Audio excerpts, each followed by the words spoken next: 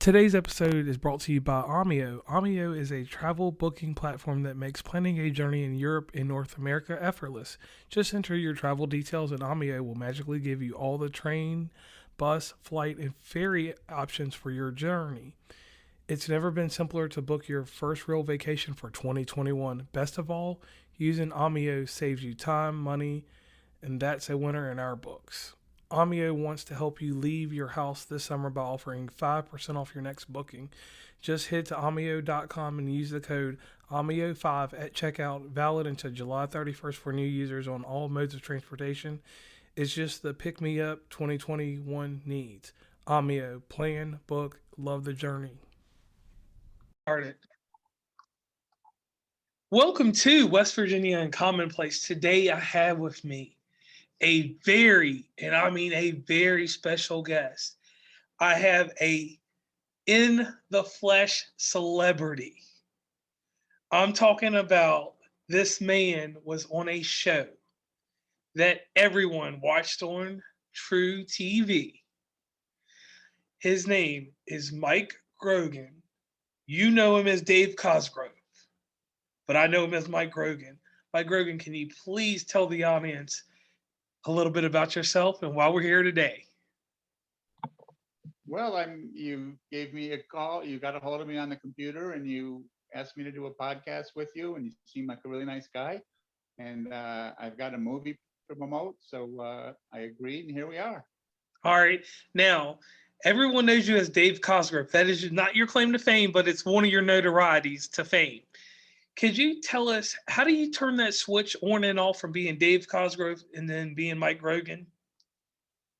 The longer you play a character, the more the lines get crossed up where sometimes you don't know who you are. I mean, I'll be out at a store, out at a restaurant, and if I'm seeing somebody that I know from town, they'll say, "Hey, Mike, how you doing?" And then the next guy will say, "Hey, Dave, can I get a picture with you?" And you just, at first, you get thrown a little bit by the different names they call you, but you get used to it. And I've had many a times where I've been on a date or been out with somebody, and they'll think I'm Dave, and somebody will call me Mike, or they'll think I'm Mike, and somebody calls me Dave, and then you just have a lot of explaining to do. But right now, I'm getting ready for the movie to come out on July 6th, and I'm going to be Gordon in the movie. So I've got to add one more ball to juggle in the air when I'm thinking of what my name is. Okay. And we'll definitely dig into the movie real quick. Here's the thing: you were on South Beach Tow for a great deal of time. It's one of those shows, and I'll tell you, this is from a fan perspective. It's one of those shows that we miss. You know, since it's been off, you can catch it different ways, but a lot of people catch it on YouTube. And on YouTube, when you search Dave Cosgrove, his greatest hits, it has different antics and different things that you did on the show. And that's how people find out about you. I have a 14-year-old son, and he was a child during the infancy of your show. And then basically, by the time your show ended, he was older, but it was gone. So he watches you on YouTube and he's like, Dave Cosgrove is amazing. Some of the hilarious stuff, especially the time where you were drinking that crunk juice.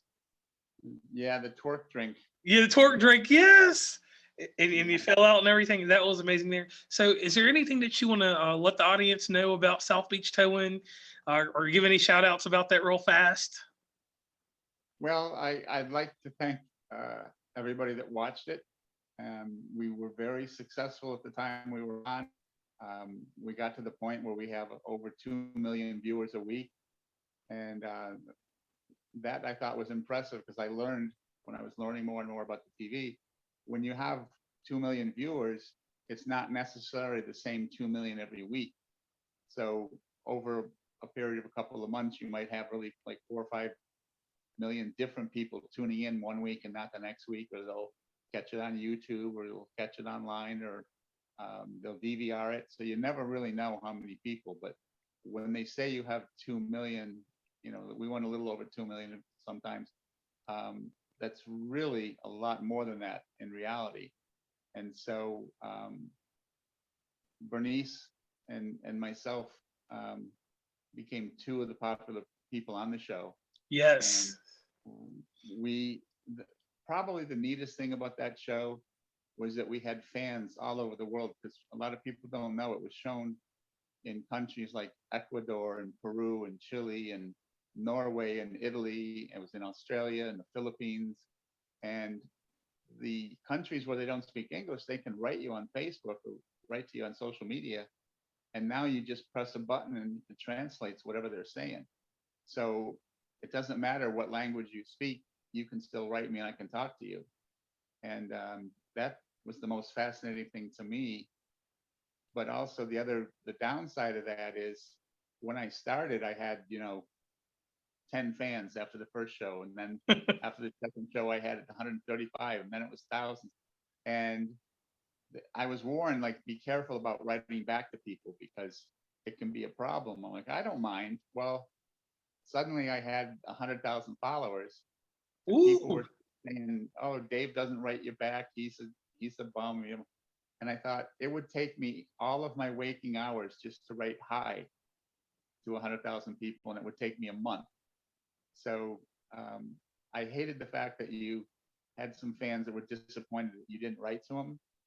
But and I wrote a couple times about it. I said, you got to give me a break. I said, you just can't write to 100,000 people, you know. So Yes. that's the downside of it. So I tried to write, answers to people that were general comments that would, like if I'd answer your question, I'd try to put it in a form that if anybody else was reading it, they go, "Oh, that's one of the things I wanted to ask them." So I tried to address things that would, reach the most people I could. But And we that's had a lot of people that would come down, being in Miami Beach, a lot of tourists, and they used to always come by the tow yard and want to see us. And some days we'd be filming, sometimes we wouldn't. Some people thought it was fake and it was all shot on a set.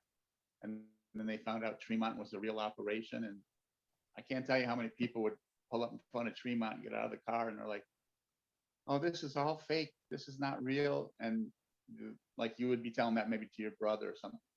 And then Robbie would pull into the driveway in his truck, or they'd see Christy come out and let somebody in the gate, and they're like, "Wow, that's really them," So that was a lot of fun. It's still there, people still come by, and that was a real big problem though too, because you could see the phone number of the tow company on the trucks, and people used to call like at all hours of the day and night. "Can I talk to Denise? Can I talk to Dave? Is Robbie there? Is Greg there?"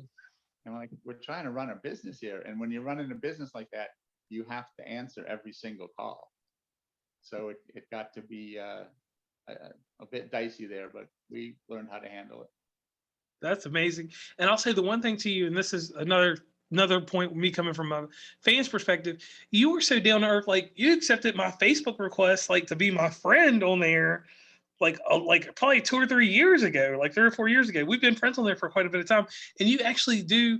I know that you can have a very busy schedule, but you do at some point answer back questions or different things like that. You look at people's stories, because I know sometimes when I'm certain places, I can see Dave Cosgrove looked at my story on Facebook, and I'm like, "Whoa, a celebrity looked at my story," you know.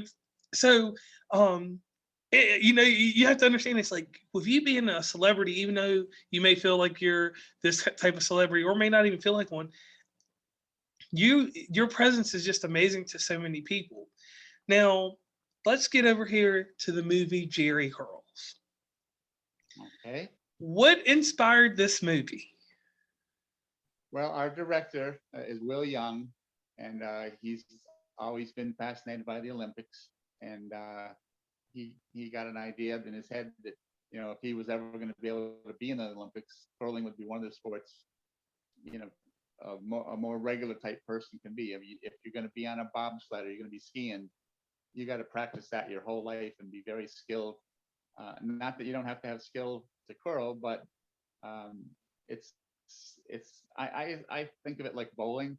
If you want to be a baseball pitcher or a quarterback in the NFL, you got to really have some special skills. True. But if you want to be somebody that bowls 300, you can go down to your local lanes and practice your butt off, and you can do it. Whatever.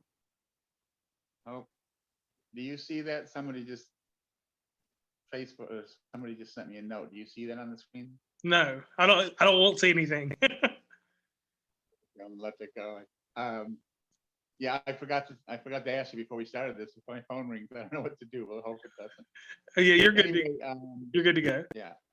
Uh, so anyway, he had this idea for a story back in the early 2000s. He was watching the Olympics and he was watching the curling, and he had always had it in the back of his mind to write a story about this, but he wanted it to be, a comedy. So we've taken a lot of liberties with the sport of curling, and we tried to make something that was enjoyable and fun. And when you watch it, you're gonna just sit back, relax, have a few laughs. It's nothing, mind blowing, or it's, not a piece of art that someday will get an Academy Award, but it's the kind of movie I like. When I go into a theater and sit down for an hour and a half, or if I'm paying whatever amount of money to watch something on demand, I want to laugh. I want to enjoy myself. And when it's over, I want to say that was a fun hour and a half. So I think we did that. We had an incredible crew, and some of the cast members are just fantastic. I put up a post the other day. I got to work with people, and forgive me if I leave out your country, guys, girls, but they were from Chile, and they were from the Czech Republic and Chechnya and Puerto Rico and Cuba and uh, Peru, Canada, and just all over the world. And everybody came together and just worked so hard to make this thing come about. So I'm so proud of everybody back behind the scenes and all the actors and actresses. They did a fantastic job. Now, digging a little bit into the cast of this movie, there's a familiar face from South Beach too. Yes, there is. That's alongside with you.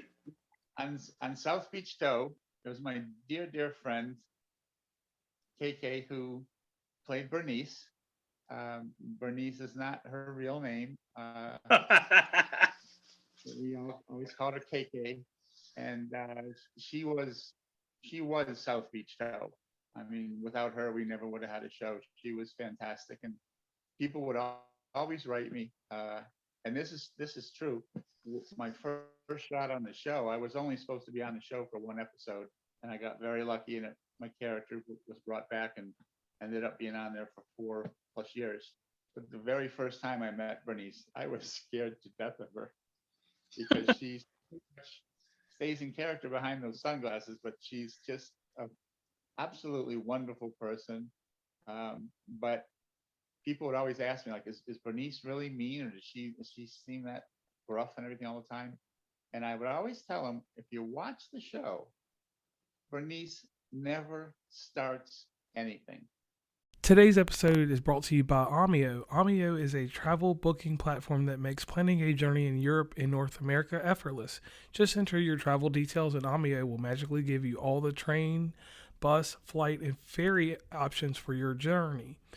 It's never been simpler to book your first real vacation for 2021. Best of all, using Amio saves you time, money, and that's a winner in our books. Amio wants to help you leave your house this summer by offering 5% off your next booking.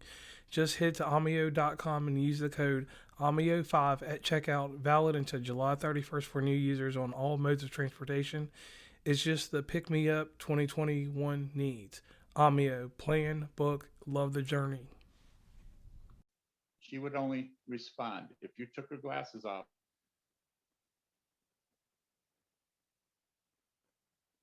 Never see an episode of South Beach Tow where Bernice starts some kind of fight or whatever. So she's just a fantastic person. So I got to work with her, and that was a real thrill to be back together. And the chemistry that you can see from the trailer, it just is just there. Now let's dig into your character, Gordon Gadberry. He's got an uphill battle to gain his family inheritance, and we don't want to take too much away from the movie. But how does your character prepare himself for this battle? Without giving away too much of the movie, but just how does he prepare a little bit? Well, I want to give away enough that you want to see it. So Okay. I'm not gonna give away the end or anything else. But Gordon is a very selfish, rich kid. who grew up never wanting for anything. This inheritance that I'm going to get if I do what I'm supposed to do is like $125 million. Woo! But there's a stipulation in my father's will that if I don't get it accomplished, that all the money will go to my stepsister, and she's not a very good person. So um, Gordon is lazy and got by his whole life by the skin of his teeth, and now he's actually in a position where he's really got to produce, he's really got to do something, or he's out the door. So every time something goes wrong, he's kind of like a spoiled little brat. Um, but hopefully, in the end, everything will turn out. I don't know for sure. I haven't seen the end of the movie, um, and if you believe that, I got some land for sale for you. But it's a fun ride. We got to shoot in some really wonderful locations in and around Miami, and I think people are really going to enjoy it. And that's what we definitely want everyone to do. So let me ask you this about filming this movie. How was it like transitioning from a TV star to becoming a movie star? Well, the first thing is, and I used to have problems with the like the writer and the directors on the TV show. As far as I'm concerned, I'm just Mike Grogan, and instead of going into the office Monday morning, I go into the set, and I don't think of myself as a movie star or a TV star. I just enjoy doing it. I enjoy working with the people. I enjoy people in general. So when they come up, um, it's a thrill for me to meet a fan as much as it might be for a fan to meet me, because it's just a very special thing. But I sometimes will get mad at fans, and I'll tell them, and I don't really mean it, but I kind of do. With South Beach Tow, sometimes I'd be out somewhere and they're like, "Oh, we love your show. We watch it every week. My sons like it." And I'm like, "Where are your sons?" He goes, "Right here." And I'm like, "He's 6. I'm going to call human services and have them take your kids away. Don't let your 5 or 6 year old watch South Beach Tow." But I was just kidding. But and it was funny too. Sometimes people would say like, "Oh, I love that show. I watch it every single Tuesday." I'm like, "Well, we're not on then, but thank you." You never, you let them say whatever they want to say, and you try never to correct them because you might just embarrass them, and maybe they're nervous. I don't know. But the one thing I found out, I enjoyed doing the TV show immensely, and you the one thing is you don't get very much immediate reaction as far as what you're doing because there's no audience to everything. But we got so popular and we shot so much out in parking lots or in the streets and stuff. There would always be a mob of people, watching us and seeing things. And you have to keep them quiet so you can film it without all the extra noise. But when we would shoot a funny scene or do something funny, you can get the vibe from the people that are watching. So I knew we were doing well because of the laughter. But when I did the movie, it's 100% different. I mean, I I used to hear people saying how hard it was to do movies, and I'm like, what? You walk out on stage, you say your line, and you go back and have a glass of wine or whatever. How hard can it be? But when you're filming a movie, unlike a TV show, you have to film it from so many different angles and so many different times. And I didn't realize you might take 40 takes for one scene. It doesn't Whoa. mean it might doesn't mean that any one of them was bad, but like you'll shoot a scene and the camera is just on me, and then you'll shoot it again with the camera on, say, KK, and then you shoot it from above and you shoot it from below, and you're like, oh, come on, how many times do we have to do this? And when you have a particularly difficult line where you have to react in a certain way, um, after you do it 10 or 11 times, you're like, what else do you want from me? But they have to, you know, keep doing it. And my favorite story from the movie is we had one really difficult scene, and it was late in the day, and I was tired, and I myself was 100% responsible for screwing up every time I would do something wrong. And finally, they're like, "Come on, Mike, please do this correct. We want to go home." So, and it was where I had to yell and show a lot of emotions and throw my arms around, and I did the scene perfectly. but I called KK Bernice, and I go, there, that's the perfect one. And they're like, yeah, but you gotta use the right name, you knucklehead. And I ruined the whole scene. So that was that was one of my favorite stories on filming the movie. But there's so much hurry up and wait. I still wouldn't trade it for anything, but it can be a long, hard process. So I gained a lot of respect for anybody that's ever done a movie. I've done movies before, but just small parts. This was my first time as a lead. And when you're the lead, you're in quite a few of the scenes, so you don't hardly get any time off. Because if they break, just do a scene with two other people by the pool or something, you can sit down during that time, but you don't need it an hour later to do another scene. So it's not easy, but it's not easy to work in a factory, or it's not easy to work as a waitress or a waiter. So I'll take the movies. Now, what was it like to have a finished product? Like you said, you've been in movies before, but you're the lead in this movie. What was it like to actually have the finished product? Because you've actually seen the whole movie through because you played the whole movie. So what was it like? So what was it like when it was over with? Well, the most interesting part of that is when you see the final cut of the movie, you actually see a lot of the scenes that you weren't in. Because, like, if I had a break, like I said, okay, you know, I don't even know what to call Mike Daver, uh, Gordon. Yeah, I take a break, go relax for an hour, and then we'll call you when we're ready for your next scene. I don't know what's being filmed. Let's say they're filming something with Renata, who was my sister, and my dad in the movie. I don't know what they're doing. So until I see the actual final cut of the movie, I never knew that was part of it. I mean, you see it in the script, but that's totally different than when you actually see it being acted out. Um, Also, I didn't know, you see a rough cut of the movie, and then they kind of do some editing, and then they do another thing, and you see layers of the movie. And I remember, I'll get killed for saying this, but like when I saw the first draft, I'm like, wow, I don't know about this. But I must say that after you see it colorized and edited and the sound in there and everything, because the first time I saw it, all of a sudden the screen would go blank and there's nothing for 2 minutes. That's where something's going to be added in. So it's a very strange feeling to see the first cut of a movie. But when I saw the final cut, uh, I was very impressed with the work that they did and how the movie magic that they used was just unbelievable. We didn't have any like green screen stuff, but there's no explosions or anything, but there were some tough scenes to shoot, and they just came up with these fantastic ways to get the right shot. Um, the only kind of unusual thing we used in the movie was we used a drone, and that was fascinating to watch how they film from. They can fly the drone overhead and film you from up there, and we got some fantastic shots.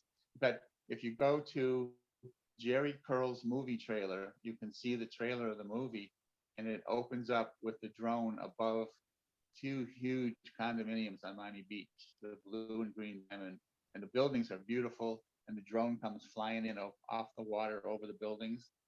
That is a spectacular shot in the trailer. So go and check out the trailer. All right, and definitely, can we plug anywhere where anyone can find out information about the movie, about you? Do you have any other events that are going on leading up to the movie being released? Well, if you go to it's GerriCurls movie trailer, Gerri Curl's movie trailer, all one word on YouTube. You can see the actual trailer, and you can follow me, or you can follow KK, or you can follow Gerri Curls the movie. And there's all kinds of behind the scenes stuff and shots of me and the other people in the movie, uh, and it's really interesting. Okay. And once again, Mike Grogan, I want to thank you so much for coming on West Virginia and Commonplace. The thing that we love to do, we love to just have people on that, you know, inspire others to want to do more because um and a lot of people probably don't pay attention to this, but you being in a movie and you taking that step to go further with your career could be the blessing that someone else needs to further their career, or to even just get out of the bed and say, hey, Mike went out here, he made an excellent movie, let me get out here and do something spectacular. You know what I mean? That type of motivation is hard to find. Yeah, well, just dream your dream and just don't let anybody tell you no. I went to Los Angeles right out of high school to be a stand-up comedian, and I can tell you with all honesty, I failed miserably.